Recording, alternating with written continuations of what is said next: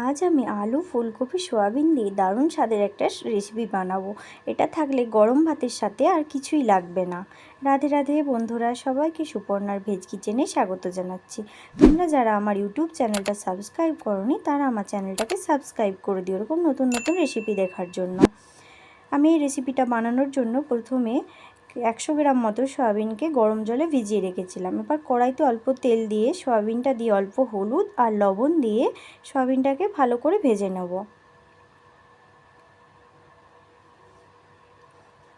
সয়াবিনটা খুব ভালো করে ভেজে নিয়েছি।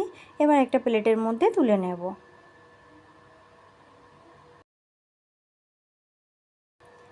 এবার ওই কড়াইতে বেশ কিছুটা পরিমাণ তেল দিয়ে দিচ্ছি। এখানে আমি আলুগুলোকে একটু বড় বড় সাইজের করে কেটে নিয়েছি। একে আমি হলুদ আর লবণ দিয়ে প্রেসার কুকারে 2টো সিটি মেরে নিয়েছি। আলুটাকে আমি তেলের মধ্যে দিয়ে দিচ্ছি। এটা সেদ্ধ আলু যেহেতু তাই একটু হালকাভাবে দিচ্ছি, নাহলে ভেঙে যেতে পারে। আলুগুলোর এক সাইডটা ভাজা হয়ে যেতে এগুলোকে ভালোভাবে উল্টে দিচ্ছি।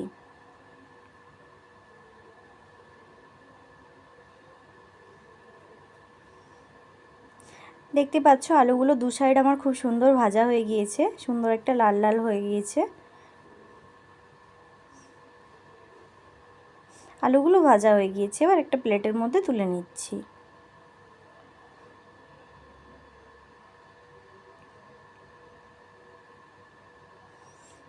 এবার ওই কড়াইতে আরও কিছুটা পরিমাণ তেল দিয়ে কেটে রাখা ফুলকপিগুলো দিয়ে দিচ্ছি। ফুলকপিগুলোকে একটু তেলের সাথে মিশিয়ে নিচ্ছি।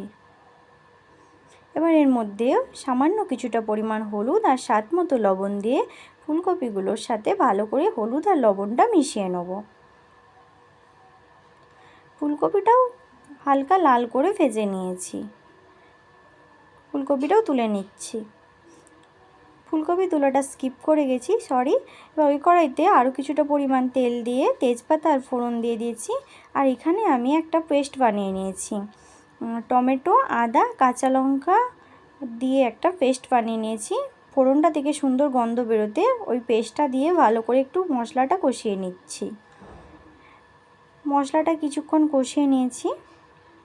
এবার এর মধ্যে ছোটো চামচের 1 চামচ হলুদ, 1 চামচ লঙ্কার গুঁড়ো, 1 চামচ জিরে গুঁড়ো, 1 চামচ ধনে গুঁড়ো দিয়ে মশলার সাথে খুব ভালো করে মিশিয়ে নেব।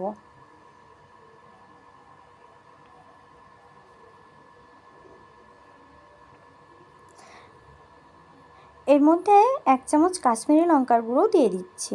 এতে দিলে সবজির কালারটা খুব ভালো হয়, দেখতেও বেশ সুন্দর লাগে। মশলাটা থেকে সুন্দর একটা তেল ছেড়ে গিয়েছে। মশলাটা আমার কষানো হয়েই এসেছে। মশলাটা একটু মিশিয়ে নিয়ে এর মধ্যে হাফ বাটি ফেটিয়ে রাখা টক দই দিয়ে দিচ্ছি। টক দইটা দিয়েও মশলার সাথে খুব ভালো করে কষিয়ে নেব।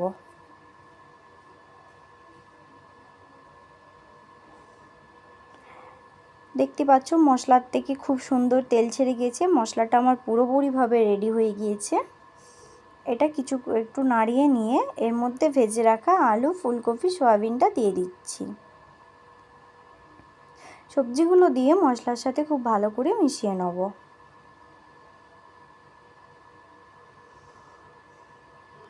সবজিগুলোর সাথে মশলাটা খুব ভালো করে কষানো হয়ে গিয়েছে।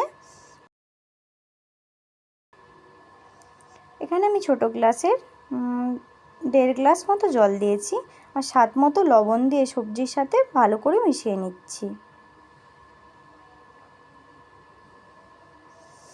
এটাকে ঢাকা দিয়ে কিছুক্ষণ রান্না করে নেব।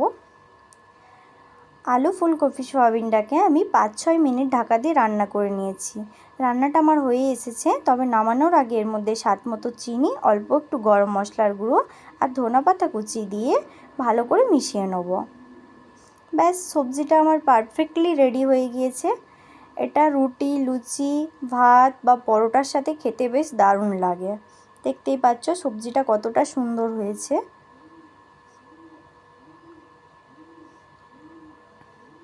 আলু ফুলকপির তরকারিটা আমি একটা প্লেটের মধ্যে নামিয়ে নিচ্ছি। আমার রেসিপিটি যদি ভালো লাগে ভিডিওতে অবশ্যই একটি লাইক করো আর আমার ইউটিউব চ্যানেলটা সাবস্ক্রাইব না করে থাকলে সাবস্ক্রাইব করে দিও। যারা আমার ভিডিওটা ফেসবুক থেকে দেখছো আমার পেজটা ফলো করে দিও। রাধে রাধে বন্ধুরা, ভালো থেকো, সুস্থ থেকো। দেখা হবে নেক্সট ভিডিওতে।